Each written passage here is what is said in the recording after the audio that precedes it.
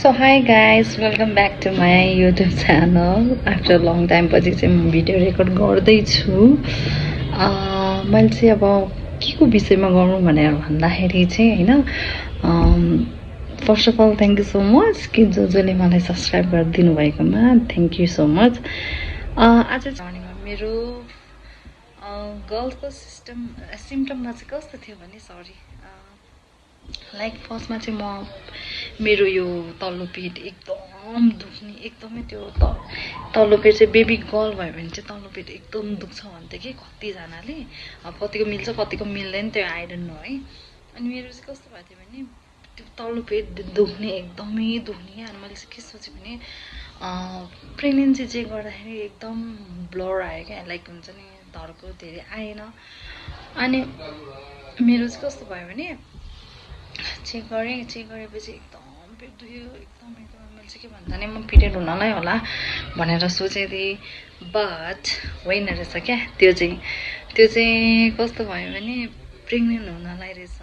So गर्लको पालोमा एउटा चाहिँ तल्लो पेट एकदम दुख्छ, अर्को थर्डमा चाहिँ कस्तो भएको थियो भने लाइक मुड स्विङ, एकदमै मुड स्विङ भएको थियो मेरो चाहिँ। अब हजुरहरू कस्तो हुन्छ थाहा छैन, बेबी गर्ल्सको पालोमा चाहिँ एकदमै मुड स्विङ हुन्छ क्या, लाइक एकछिनमै हाँस्ने जस्तो, एकछिनमै रिसाइहाल्ने टाइपको, लाइक फेसै अँधिरो के चमकै छैन क्या, लाइक हुन्छ नि वाउ यस्तो त्यस्तो नै छैन क्या, एकदमै रिसाइरहेको मुडी नै हुने रहेछ क्या मेरो हिसाबले चाहिँ है। अब हजुरको कस्तो छ त्यो आई डोन्ट नो। एन्ड फोर्थमा चाहिँ कस्तो थियो भने तपाईँको स्किनको ग्लोनेस चाहिँ हराउँछ। मैले चाहिँ सुनेको थिएँ जो केटी मान्छे हुन्छ त्यो प्रेग्नेन्ट हुँदा छोरी जन्मिनु छ भने चाहिँ उसले आफ्नो आमाको त्वचाको त्यो सम्पूर्ण ग्लोनेस यताउति सबै आफ्नो उसमा लिन्छ भनेर भनेको थिएँ। त्यो चाहिँ मेरो ठिक भएको थियो, किनभने मेरो फेसमा ग्लो भन्ने चिजै थिएन, डल देखाएको थिएँ, प्लस खासै राम्रो पनि देखाएको थिएन। अनि फुङ्ग उडे जस्तो केही थिएन कि, चमक धमकै केही थिएन, हँसिलो पनि थिएन, मुडी मात्रै भइरहने त्यो भएको थियो। एन्ड फाइभमा चाहिँ मेरो हेयर पनि जिङ्रिङ्ग, लाइक हुन्छ नि नकुडे जस्तो जिङ्रिङ्ग हुने, त्यति लङ पनि नभएको, त्यस्तो भएको थियो मेरो चाहिँ। एन्ड मेरो चाहिँ यो हात एकदमै त्यो झमझमाउने, दुख्ने, यसरी फटार्दा।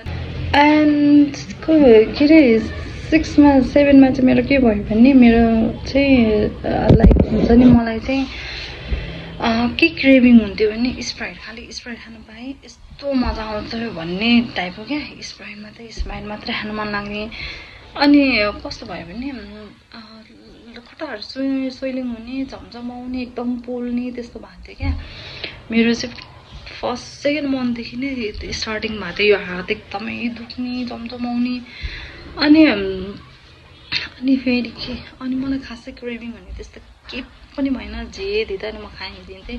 बस मलाई यति चाहिँ थियो कि के अरे डल्ले खोर्सानी अनि अमिलो, पिरो र डल्ले खोर्सानी त जेमा नै हालिदिउँ जस्तो भएको थियो। त्यो भुजा बनाउँदा भुजामा नै हालिदिउँ कि, यसमा बनाउँदा यसमा नै हालिदिउँ कि, त्यसमा यस्तो खालि अमिलो मात्रै भएको थियो क्या। अनि त्यो क्रेभिङ केही भएन, केही पनि भएन, मलाई त जे पनि खाइदिन्थेँ।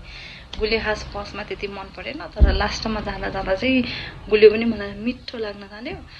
अनि सबैले मलाई चाहिँ के भनेको थियो भने एक्टिभ, अनि अब एक्टिभ भएको भएर यताउति भएको भएर चाहिँ बेबी बोय हुन्छ भन्दा थियो। तर आइएम सो ह्याप्पी के मेरो छोरीलाई पाएर। त्यही हो, मेरो सिम्टम चाहिँ यस्तो भएको थियो, गर्ल्स सिम्टम चाहिँ यस्तो हो। हजुरको कस्तो हो कमेन्ट गर्नुहोस् है। मैले भने कतिको मिल्छ कतिको मिल्दैन, अब हुन सक्छ नहुन सक्छ।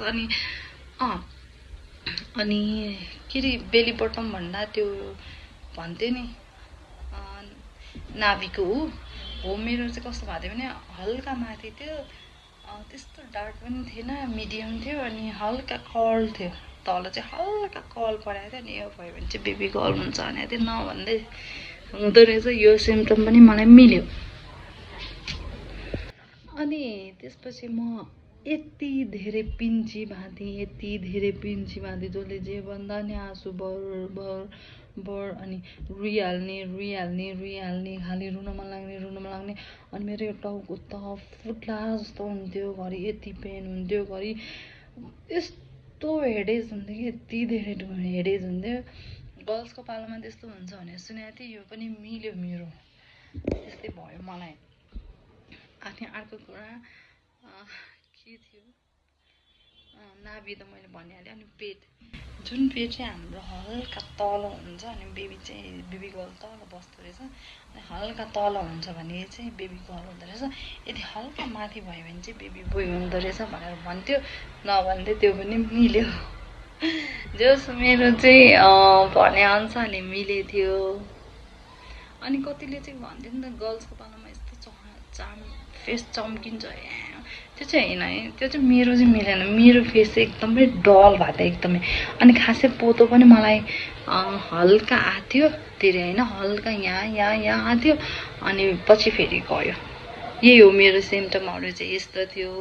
हजुरहरूको कस्तो भयो सुनाउनुहोस्। मेरो चाहिँ गर्ल्सको पालोमा यस्तो भएको थियो। अहिले हेल्दी छ, राम्रो छ, सबै ठिक छ। Thank you for watching.